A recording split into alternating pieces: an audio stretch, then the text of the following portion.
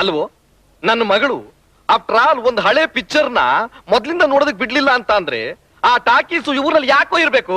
ನೀವ್ ಹಿಂಗೆ ಹೇಳ್ತೀರಂತ ನನಗೆ ಗೊತ್ತು ಯಜಮಾನ್ರೆ. ಅದಕ್ಕೆ ಆ ಟಾಕೀಸ್ ಮಾಲೀಕನ ಹತ್ರ ಹೋಗಿ ಅದ್ರ ಬೆಲೆ ಮಾತಾಡಿದ್ದೀನಿ. ಆದ್ರೆ ಲೈಸೆನ್ಸ್ ಎಲ್ಲ ಸೇರಿ 3 ಲಕ್ಷ ಹೇಳ್ತಾನೆ. ಏಯ್, 3 ಲಕ್ಷ ಯಾವ್ದು ಮಹಾ? ಇನ್ನೂ 1 ಲಕ್ಷ ರೂಪಾಯಿ ಜಾಸ್ತಿ ಆದ್ರೂ ಸರಿ. ಅವನು ಮುಖದ ಮೇಲೆ ಬಿಸಾಕಿ ಕೈಪತ್ರ ಬರ್ಸಿ ಟಾಕೀಸಿಗೆ ಬೀಗ ಹಾಕ್ಸೋ, ಖಾಲಿ ಬಿದ್ದಿರ್ಲಿ. ಅಷ್ಟು ಮಾಡಿದ್ರೆ ಸಾಲದು ಡ್ಯಾಡಿ.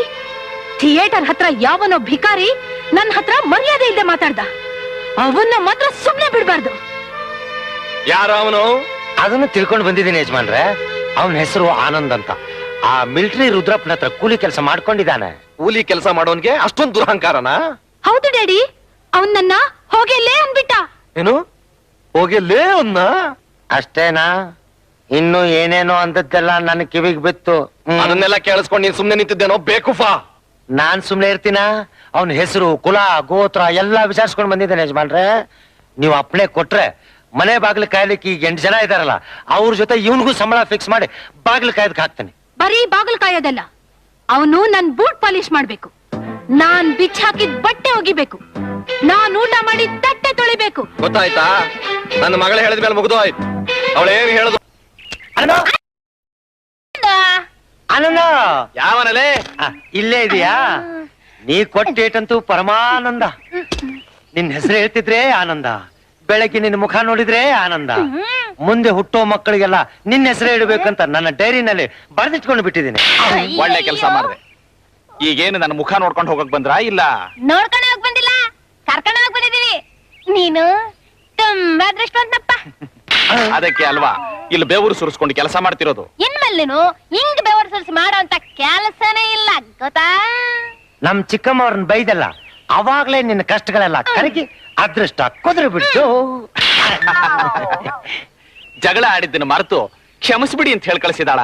ಹೋಗಿ ಕ್ಷಮಿಸಿದೀನಿ ಹೇಳು. ಅದಲ್ಲ ಗುರು, ನಿನ್ನನ್ನು ಕೆಲ್ಸಕ್ಕೆ ಇಟ್ಕೊಂಡು ದಿನಕ್ಕೆ 2 ಹೊತ್ತು ಮಾಂಸದ ಊಟ ಹಾಕಿ ತಿಂಗಳಿಗೆ 1000 ರೂಪಾಯಿ ಸಂಬಳ ಕೊಡ್ತೀವಂತ ಹೇಳಿ ಕಳಿಸಿದ್ದಾರೆ. ಯಾಕೆ? ಅವಮಾನ ಮಾಡಿದ್ದಕ್ಕ? ಹಂಗಲ್ಲ, ಯಾರಾದ್ರೂ ಎದುರು ಜವಾಬ್ ಕೊಟ್ರೆ ಅವ್ರು ಜಾಸ್ತಿ ಸಂಬಳ ಕೊಟ್ಟು ಕೆಲಸಕ್ಕೆ ಇಟ್ಟುಗಳದ್ ನಮ್ಮ ಅಮ್ಮ ಸ್ವಭಾವ. ಕೆಲಸ ಏನು ಕಷ್ಟ ಇಲ್ಲಪ್ಪ. ನೀನ್ ಕ್ಲೀನ್ ಆಗಿ ತಲೆ ಬೋಳಿಸ್ಕೊಂಡು ಮೇಲೆ ಒಂದು ಬಟ್ಟೆ ಇಲ್ಲದೆ ಒಂದೇ ಒಂದು ಲುಂಗಿ ಸುತ್ಕೊಂಡು ಅಮ್ಮ ಅವ್ರ ಕುದುರೆಗೆ ಮೇವ್ ಹಾಕೋದು, ಮಾಲಿಶ್ ಮಾಡೋದು, ಬೆಳಿಗ್ಗೆ ಸಾಯಂಕಾಲ ಬಾಗ್ಲ ಹತ್ರ ನಿಂತ್ಕೊಂಡು ಅಮ್ಮ ಅವ್ರಿಗೆ ತಲೆ ಬಗ್ಗೆ ನಮಸ್ಕಾರ ಮಾಡೋದು ಅಷ್ಟೇ. ಓಹೋ, ಹಾಗೋ ಸಮಾಚಾರ. ನಿಮ್ಮ ಅಮ್ಮ ಅವರು ನನಗೆ ಎಷ್ಟು ಕೊಡ್ತೀನಿ ಅಂದ್ರು ಸಂಬಳನ? ಹೇಳಿದ್ನಲ್ಲಪ್ಪ, ದಿನಕ್ಕೆ 2 ಹೊತ್ತು ಮಾಂಸದ ಊಟ, ತಿಂಗಳಿಗೆ 1000 ರೂಪಾಯಿ ಸಂಬಳ ಅಂತ. ಈ ಕಾಲದಲ್ಲಿ ಯಾರು ಕೊಡ್ತಾರೆ ಹೇಳು? ನಾನು ಕೊಡ್ತೀನಿ. ಹೋಗಿ ಹೇಳು, ನಿಮ್ಮ ಅಮ್ಮ ಅವರೇ ಬಂದು ನನ್ನ ಹತ್ರ ಕೆಲಸ ಮಾಡ್ಲಿ, ದಿನಕ್ಕೆ 4 ಸಾರಿ ಮಾಂಸದ ಊಟ ಹಾಕಿ ತಿಂಗಳಿಗೆ 2000 ರೂಪಾಯಿ ಸಂಬಳ ಕೊಡ್ತೀನಿ. ಅವ್ರು ಬಂದು ನಿನ್ನ ಹತ್ರ ಕೆಲಸ ಮಾಡ್ಬೇಕಾ? ಜಾಸ್ತಿ ಕಷ್ಟದ ಕೆಲಸ ಏನು ಇಲ್ಲಪ್ಪ. ಕ್ಲೀನ್ ಆಗಿ ತಲೆ ಬೋಳಿಸ್ಕೊಂಡು ಮೇಲ್ ಬಟ್ಟೆ ಇಲ್ದೆ ಬರೀ ಒಂದ್ ಲಂಗ ಉಟ್ಕೊಂಡು ದಿನಾ ನನ್ನ ಮೈಗೆ ಎಣ್ಣೆ ಹಚ್ಚಿ ಮಾಲಿಶ್ ಮಾಡೋದು, ಸ್ನಾನ ಮಾಡಿಸೋದು, ಮಾಲಿಶ್ ಮಾಡೋದು, ಸ್ನಾನ ಮಾಡಿಸೋದು ಅಷ್ಟೇ. ಏನು? ನನಗೆ 2000 ರೂಪಾಯಿ ಸಂಬಳ ಕೊಡ್ತಾನಂತ ಅವನು?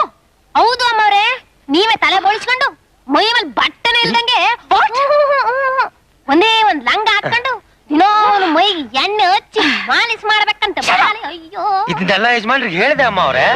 ಆ ರಾಸ್ಕಲ್ಗೆ ಕೈ ಕಾಲು ಮುರಿಸಿ ಮಾಲಂಗಿ ಮಡುವಿಗೆ ಹಾಕ್ಸ್ಬಿಡ್ತೀನಂತ ಯಜಮಾನ್ರು ರೆಡಿಯಾಗಿ ಹೊರಟಿದ್ದಾರೆ. ಬೇಡ, ಇದ್ರಲ್ಲಿ ಯಾರು ಮಧ್ಯೆ ಬರೋದು ನನಗೆ ಇಷ್ಟ ಇಲ್ಲ.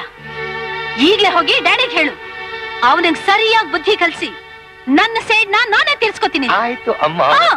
ಹೋಗಿ. ಅಯ್ಯೋ.